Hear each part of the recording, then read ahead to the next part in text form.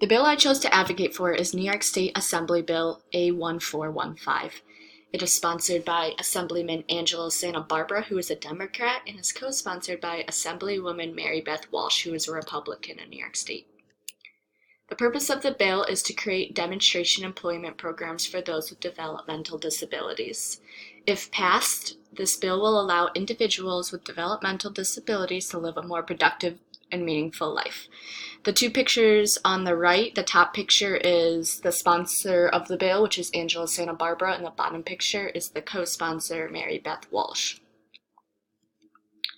Goals of the policy, so it is a New York State level issue. It is an amendment to New York State Civil Service Law 55-B. It allows one full-time, non-competitive job to be broken down into two or more sub-positions, either part or full-time. The anticipated outcome of this bill is to try to employ more developmentally disabled individuals. If passed, it also has the potential to increase inclusion into community settings for this population. Statistics, so those who are developmentally or intellectually disabled have remained in the highest unemployment category for many years. Research shows that 9.2% of people with developmental disabilities are unemployed compared to a 4.2% of individuals are unemployed but are not disabled. Research also shows that 32% who are disabled hold a part-time job in comparison to a 17% who are not disabled hold a part-time job. Interested actors and players, so to the left, starting with the formal actors, we have the sponsor of the bill, Assemblyman Angela Santa Barbara, the co-sponsor of the bill, Mary Beth Walsh, the Civil Service and Pension Commission, New York State Office for People with Developmental Disabilities, and New York State Assembly as a whole. On the right-hand side, the informal actors, we have therapists, specifically occupational therapists. We have AIMS Services Incorporated, Pathways Incorporated, which both AIMS Services and Pathways Incorporated are New York State not-for-profit organizations that advocate for this population. We also have AOTA.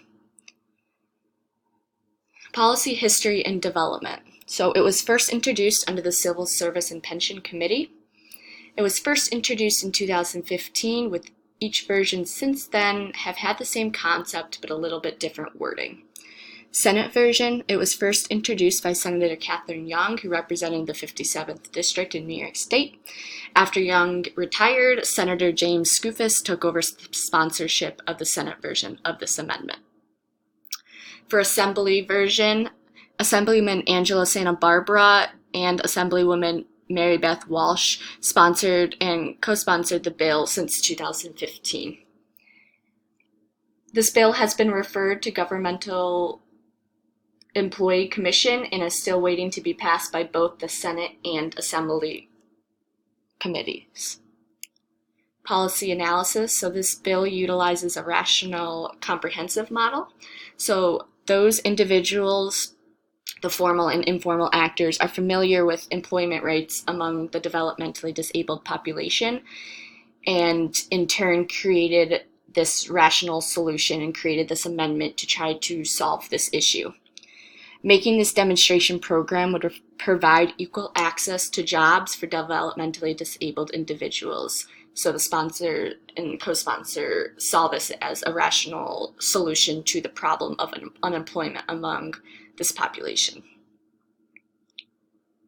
Obstacles to implementation. So the first one on the list is, societal stigma.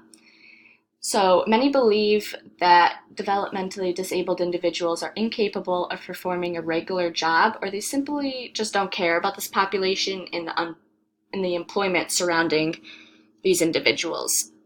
There's also just a lack of interest from the general public.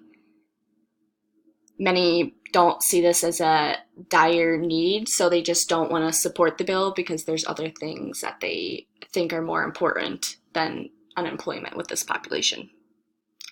There's also just a limited education on history and the treatment of those with developmental disabilities, specifically regarding the Willowbrook State School. Many have either just forgotten that this happened, or they simply just don't know the neglect and abuse that these individuals faced at that time. Many still believe that enclosed or sheltered workshops is where they best fit and where their best skills are met. There's also comes the issue of a limited budget. So with this bill, it is a state program, which means that there needs to be funding from an outside source. And individuals are concerned that that outside source will likely be taxes, which many people think we already have enough taxes, so we don't need to add to it.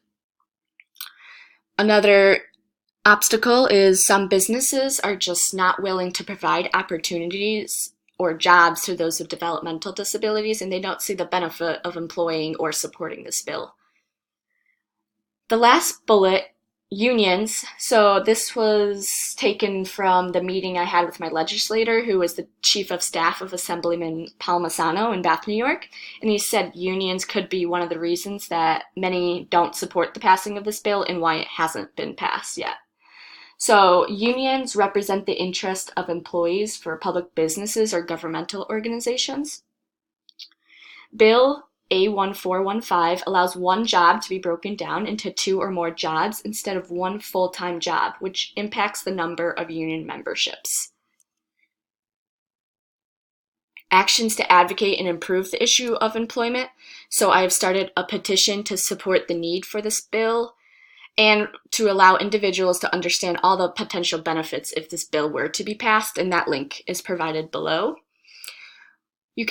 I would also like to visit advocate groups such as AIMS, Pathways, or ARC of Yates to get a more of a qualitative data on employment, specifically those with developmental disabilities and what they have to go through to find a job, how to keep a job, and how they feel about the bill.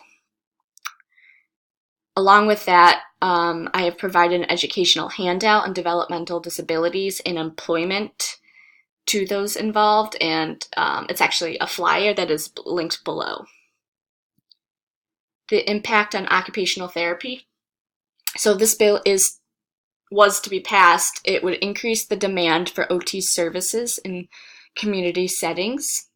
It will allow more opportunities to work one-on-one with lobbyists or government agencies to increase equal access to job opportunities for all individuals.